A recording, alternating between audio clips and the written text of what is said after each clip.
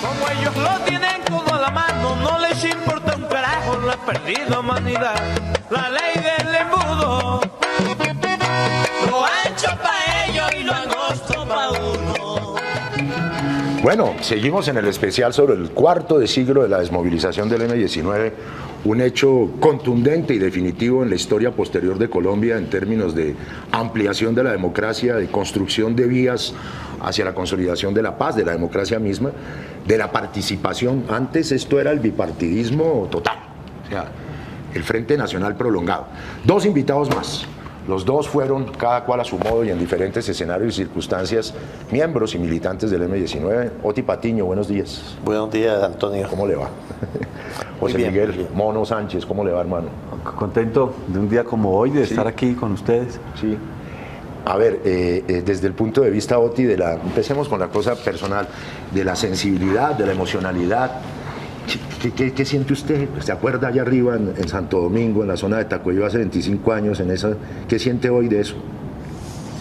Pues eso fue un tiempo como de locura, como de realidad, como de que se avecinaban cambios muy profundos en este país. Es que imagínense, a los 2 días de habernos desmovilizado ya estamos en un proceso electoral. Y yo recuerdo que yo bajé como en 5 o 6 buses, que llegamos a Bogotá, había gente que no tenía identificación porque todo fue tan rápido, y entonces Rafael Pardo y José Noé Río me han dado unos carnets y yo me tuve que poner a falsificar la firma de Rafael Pardo para darle a la gente los carnets. ¿A para los muchachos? Pues claro, porque si no los iban a correr preso, estábamos en un día electoral. Sí. Había gente que iba para Santander o para el Tolima y entonces tuvo que quedarse ese día en Bogotá, ese día de elecciones. Les dijimos, pues vayan a ver las elecciones, es un espectáculo importante.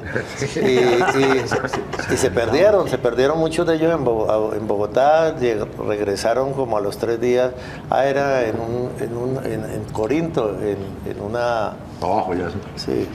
En Suba. Sí, en Suba, en Corinto. En el barrio Corinto de Suba. Sí, claro. sí, sí. Bueno, ¿y a usted dónde lo agarra La Paz? ¿Dónde me agarra la paz? La firma del acuerdo del 10 de enero. Yo estoy, previo, sí, estoy en un campamento en el Cauca que se llamaba Campamento Simón Rodríguez, Campo Trucha, en el páramo de las Hermosas. ¿Pero en la zona de Santo Domingo? ¿O? No, a 8 horas de marcha de Santo Domingo. Mucho más un poco Perdóname, más pero arriba. ¿por qué me lo mandaron para allá? Pues además la circunstancia es que la firma, 2 meses después de esa firma, Sí. a mí me llega la información que ha nacido mi hija, así que La Paz nació con mi hija. Eso es, Qué bacano. tenía 2 celebraciones y ahora que tenemos 25 años de la firma de La Paz, me llegó con nieta, así que tengo de alguna manera tengo, como dirían, las bendiciones de La Paz. Soy muy afortunado. Que son las bendiciones fíjense ustedes, lo importante con la marcha de ayer, las bendiciones de la vida, en el caso de José Miguel. Mire, les voy a pasar un video para ponernos en situación para hablar de esto. Rafael Pardo fue quien por parte del gobierno siguió el proceso de paz. Oti, Navarro y Pizarro estaban allá en esa casucha de palo, de madera en Santo Domingo, que funcionaba como campamento y oficina. La comida era relativamente buena, hasta donde recuerdo. Y se llegó a ese compromiso entre las dos partes, del M-19 y del gobierno. Veamos este video. El Gobierno Nacional y el Movimiento 19 de Abril M-19 se comprometen a asumir con plena responsabilidad las decisiones y acuerdos a que se lleguen. El Gobierno Nacional y el M-19 coinciden en que el país no puede ser espectador de este proceso. La paz podrá alcanzarse con el compromiso de todos los grupos y sectores sociales. Por lo tanto, es nuestro propósito facilitar con el pacto la presencia del pueblo en los acuerdos. Santo Domingo, Cauca, julio 17 de 1989. Firman Rafael Pardo, consejero presidencial, Carlos Pizarro León Gómez, comandante general M-19. Oti, Patiño y José Miguel, por favor, contexto, situación tónica de ese momento.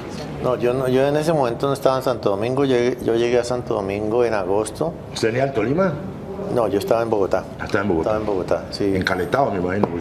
¿Cómo? Escondido, pues, porque todavía no había nada. Ah, sí. No, llegué en septiembre, creo. Sí.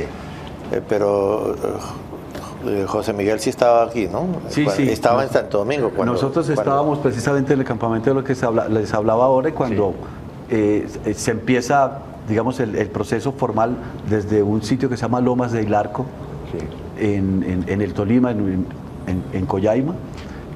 Ya cuando se desata el proceso, lo que hay es, se baja hacia Santo Domingo y empieza un proceso de acampamentación de la fuerza militar, pero sobre todo que se convierte más que en un campamento, en un ágora de una nueva democracia, del diálogo que siempre se había convocado, y empieza a pasar una muy buena parte del país por allí. Increíble, ¿no? Mire, Mono, usted estuvo en la tropa, usted recibió instrucción militar y estuvo en el monte. La primera sensación cuando usted supo que se venía la paz y la dejación de armas, ¿usted qué sintió? Los compañeros que estaban al lado suyo, después de haber hecho esa apuesta tan tesa, mano, ¿cierto? Que es ir a la guerra, ver morir compañeros, ver lisiados de la guerra, uno mismo jugarse la vida y de pronto decir, dice que la paz, ¿usted qué sintió? Lo primero es que yo hacía parte más fundamentalmente de grupos de acción política en el mundo urbano, pero que teníamos una formación militar, digamos, no era exactamente... O sea, perdóneme que le moleste un poco, el mundo urbano empezaba en el goce pagano de la calle 24, ¿no? ¿Tú sabes por qué lo está diciendo? No, pues no sé. Sí, así es, pero digamos, era una organización político-militar, pero yo no era exactamente un hombre de combate, de tropa, tenía responsabilidades de masas políticas, etc. Pero como le digo, cuando llega el tema de la paz, nosotros estábamos recibiendo una formación para ascender a oficiales, y por lo tanto había que graduarse en hechos concretos, pero todos esos hechos quedaron suspendidos en el tiempo y hubo que rehacer la escuela en función de la política, hacia la movilización política formal, hacia el proceso constituyente, hacia la negociación, etc. Empieza todo un proceso de reingeniería política y social, y salir a contar por el país, digamos, la buena nueva. El propósito. Pero Sí, otro.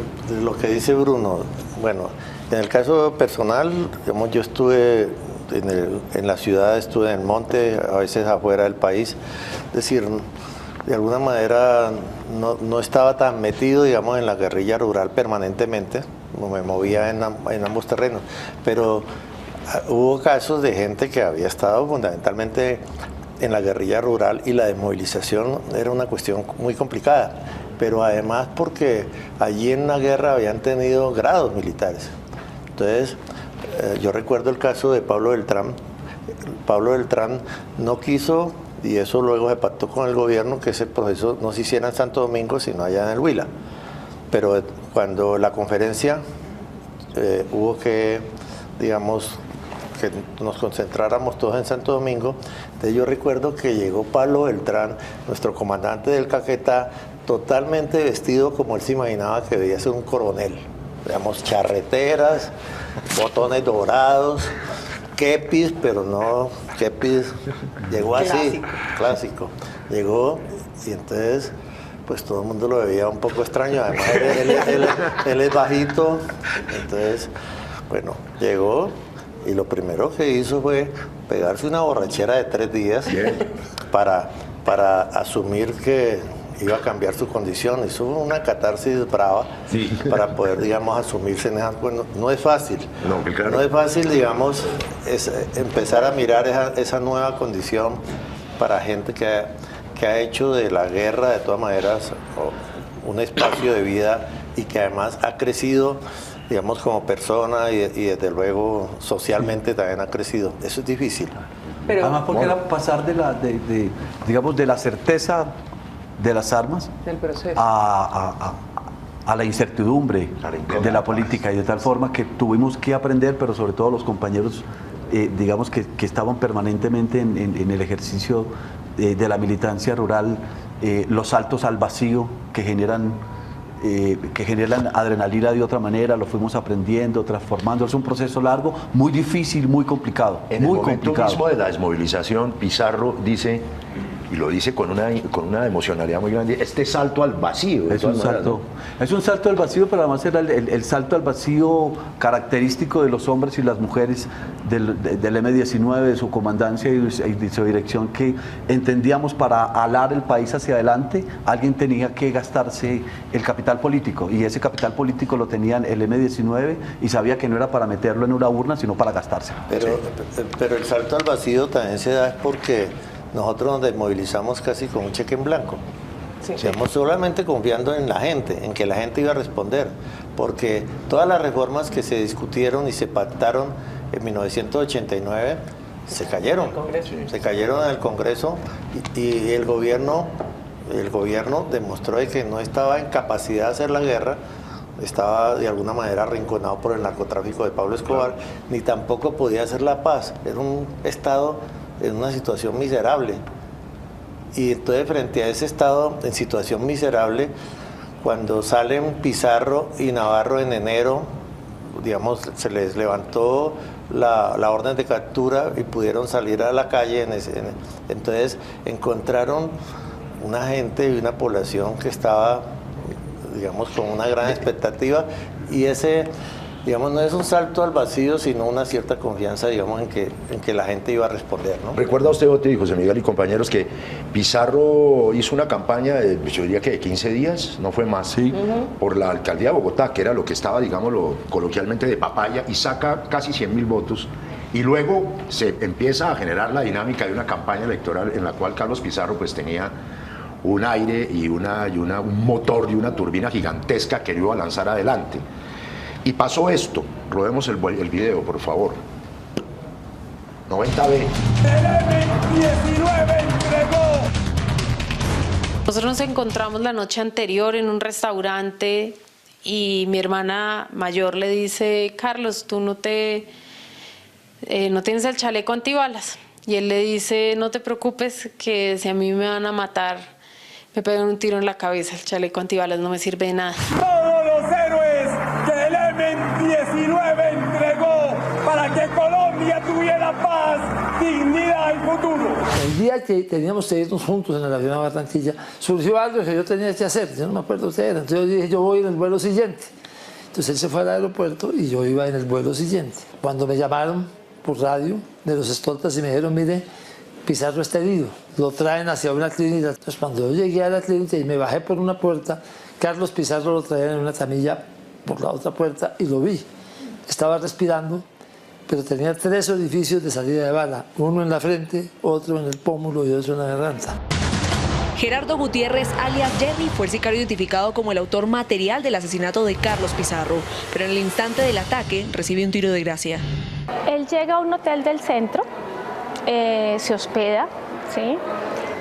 Va, compra un traje en uno de los almacenes contiguos al hotel, deja en el lugar donde se alojó una pequeña mochila con algunas prendas, se dirige pasa la noche ahí, se dirige al aeropuerto con un documento de identificación falso, pasa los controles sin absolutamente ningún problema. A los pocos minutos, cuando el vuelo despega, más o menos cuando iría a la altura de Cota, ¿sí?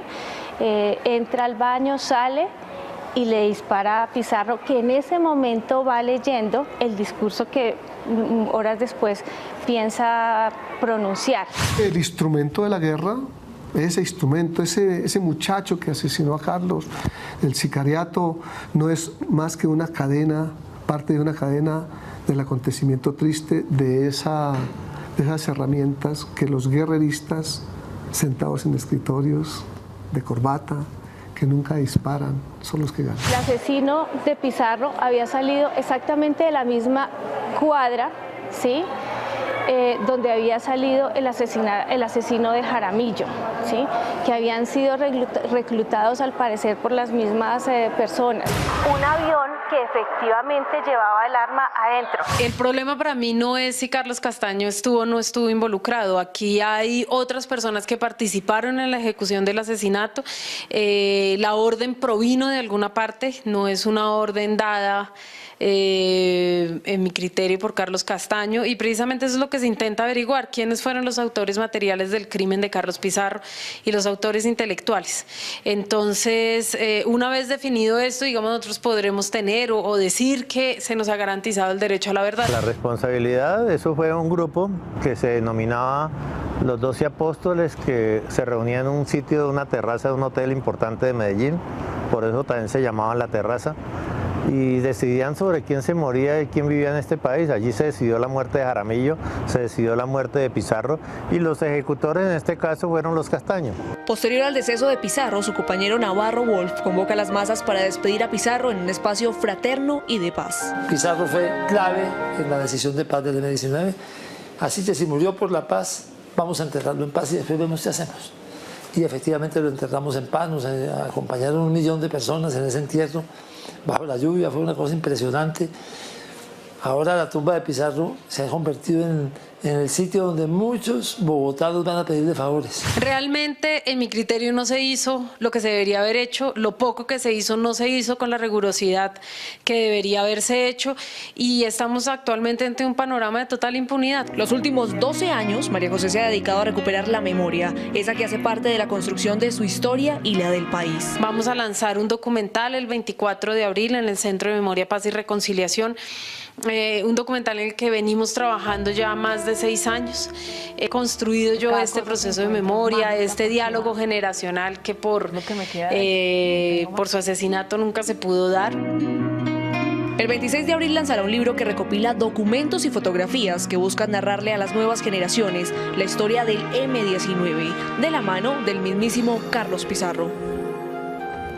Bueno, Oti Patiño, el José Miguel, más allá del hecho judicial mismo que está allí, en medio de la impunidad, y hoy por hoy convirtiéndose en un tema judicial fundamental de las épocas. Hablamos del salto al vacío y evidentemente Pizarro lo preveía, más aún se decía en medio de la campaña que la vida, palabra que sí, que se va a cumplir, pero que la vida no sea asesinada en primavera.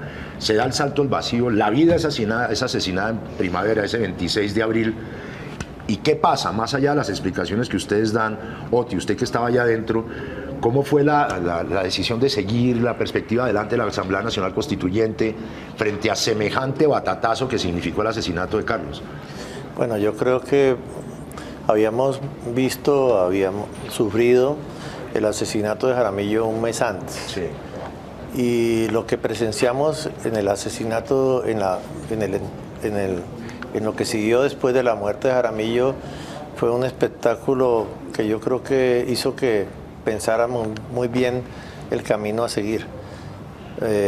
Yo recuerdo muy claramente las imágenes, la gente de la Juventud Comunista salió a tropelear con la policía, el centro se llenó de gases que tiraba la policía, el cadáver de Bernardo solo.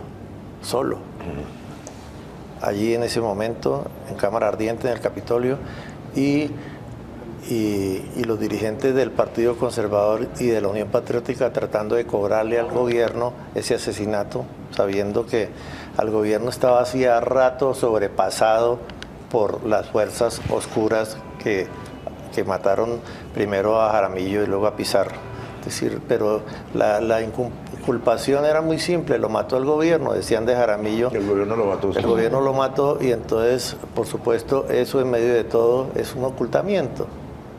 Digamos, había toda esa situación. Yo creo que esa visión, digamos, de cómo responder frente al crimen, cómo responder mal o no responder frente al crimen, yo creo que hizo que cuando se produjo lo de Pizarro, no podemos hacer lo mismo de lo que pasó hace un mes. Tenemos que el mejor homenaje a Carlos es continuar en la paz. Yo recuerdo en el entierro, que fue multitudinario, fue en paz, que la policía estaba muy sorprendida porque fue policía allá y la policía dijo, oiga, pero esta gente está, como se está manejando, estamos sobrando aquí. Digamos, no había necesidad de policía, no hubo necesidad de policía en ese entierro, ni un solo grito, ni una sola ofensa. Digamos, fue una marcha, por supuesto, triste, silenciosa, amorosa de todas maneras, y creo que eso marcó la diferencia y marcó una ruta. Esa noche, pues, Navarro pues dijo algo que creo que fue definitivo en nuestro destino: vamos a enterrar a Carlos multitudinariamente y en paz. No lo vamos, aún digamos muerto, no vamos a dejarlo solo, pero tampoco vamos a tomar, digamos, ninguna acción violenta. Claro. José Miguel, está ese momento que usted también lo vive, y luego pasan un montón de cosas, ¿no? Pasa la Asamblea Nacional Constituyente, Navarro hace parte del gobierno, Camilo González también, hay a picos y altos, la Alianza Democrática M19, el M participa del Polo, van pasando muchas cosas y finalmente desembocamos en algo de lo cual usted ha participado, que es la Bogotá Humana. Usted estuvo allá adentro, salió hace poco porque ahora se va a graduar. ¿Cómo ve usted ese tránsito hasta este hoy en que nuevamente a través de la alcaldía de Petro, de algún modo eso que era el M19 tiene una vigencia histórica hacia el futuro de este país también? Sí, quería referirme muy rápido a lo anterior. Sí. Y es el primer sentimiento, obviamente, cuando nos enteramos en la clínica que frente al atentado Carlos ha muerto, pues esto no va a ir para ningún lado, hay que... Inclusive hay un muchacho que saca una pistola y hace unos tiros al aire, me recuerdo. Nosotros estábamos, digamos, ahí al lado en ese momento y tal. Pero después, cuando estamos en el entierro, tú encuentras 1 millón de personas que te está diciendo en cada esquina, por cada ventana, en un semáforo: no se vayan, no se vayan, no se vayan, no acepten la provocación. Y entonces lo que hicimos fue lo que también nuestros mayores nos enseñaron, es que había que tomar decisiones leyendo el país. Y el país nos mandaba ese mensaje y decidimos quedarnos, y el país aceptó. ¿Sí? En lo que tiene que ver con los temas de Bogotá Humana, pues... Y que todo ese tránsito, ¿no? Que fue largo, ¿no? 20 y pico, 20 años. 20, no pongámosle 22. Sí, 25 años. Además, sí. Porque digamos que es un tránsito largo que en mi caso específico significa la mitad de mi vida, significa exactamente un poco más de la mitad de mi vida, y lo que hemos logrado es algunos, ¿cierto? Ya, como lo presentas muy en el tema personal, un tema de poder disfrutar, vivir una familia extendida, no solamente la familia de mi compañera, mi nieta, mi hija, mi suegra, abuela, mis hermanos, sino de lo más hermoso que a mí me ha pasado es que la cadena de afectos que ha sido cantada aquí varias veces, en mi caso concreto con Oti, con Vera, con Hipólito, con Gustavo, con Antonio, con sus hijos son mis sobrinos, ellos lo saben. Mi hija sabe que en ellos tiene tíos, somos una familia extendida que tiene todos los problemas del mundo y todas las diferencias, pero que en el cuerpo central se reconstruye siempre que hay problemas. Y hoy, digamos, en términos de lo que tiene que ver con la política sobre el territorio, también lo que estamos es cumpliendo, para ponerlo en los viejos términos, una orientación construida yo siempre les digo, por nuestros mayores, y es que había que ser gobierno. Y lo que comprobamos es que ser gobierno no pocas veces es más complicado que estar en la oposición, entre otras cosas, porque la oposición nuestra mediática es inclemente, no tiene medida, prolifera en el lenguaje y el adjetivo que se aleja de la verdad. Pero bueno, digamos que aquí estamos.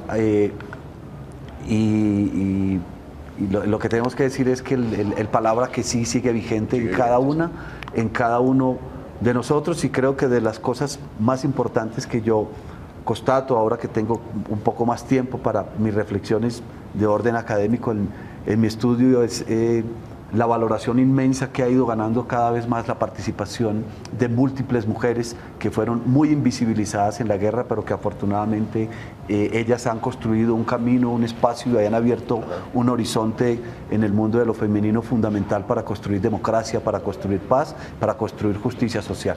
Antes de darle la palabra a Bruno, esta tarde a las 3 de la tarde convoca a toda esta gente, se va a firmar un libro la reconfirmación de la vocación de paz y de eso que se dijo explícitamente en una frase corta, palabra que sí.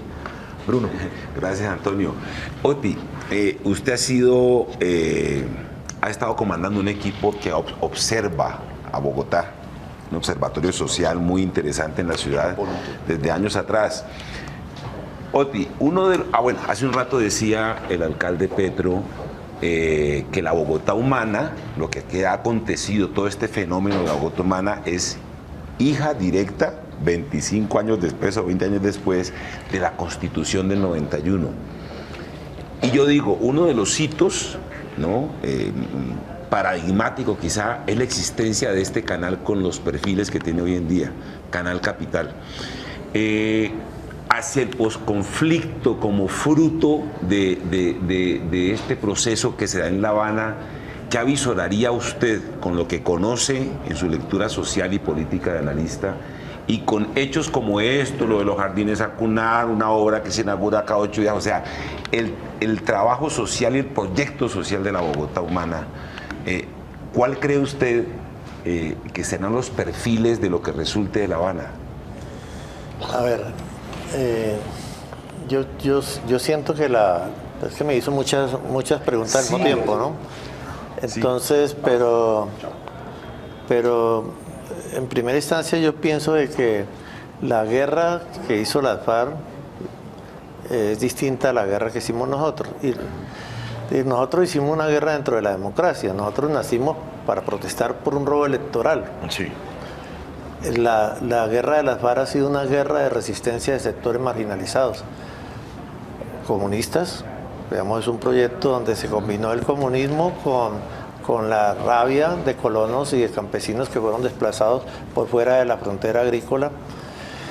Y esa marginalidad, esas dos marginalidades se juntaron e hicieron una guerra de resistencia para no dejarse avasallar ni destruir por una institucionalidad en la cual evidentemente ellos no cabían. Hoy, digamos, esa paz que está planteando las FARC es distinta a la nuestra. Por supuesto, la marginalidad no es solamente de los territorios que conocemos como, pues, digamos, los territorios selváticos. Aquí en Bogotá también hay marginalidad. Aquí hay territorios donde la buena nueva de la Constitución del 91 no ha llegado todavía. Entonces, creo que un poco el esfuerzo que se ha hecho desde la Bogotá humana es cómo, digamos, cerrar un poco la brecha entre esa Bogotá institucionalizada e institucional y que recibe beneficios y la que no. Digamos, creo que eso es parte, digamos, de lo que es también en este momento construir la paz. Bueno, Oti Patiño, muchas gracias. Vienen más acá. Personas del M19. Alex Salazar está invitada, se enfermó esta mañana. Navarro venía, pero tuvo una cita médica también.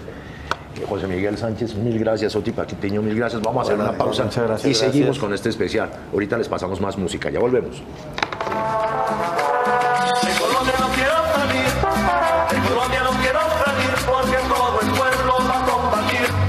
Y es que no cansamos de sufrir, y es que no cansamos de sufrir y anunciar licor y el fuego del sufrir. De Colombia no quiero salir, de Colombia no quiero salir, porque todo el pueblo va a combatir. Y es que no cansamos de sufrir, y es que no cansamos de sufrir y anunciar licor y el fuego del sufrir.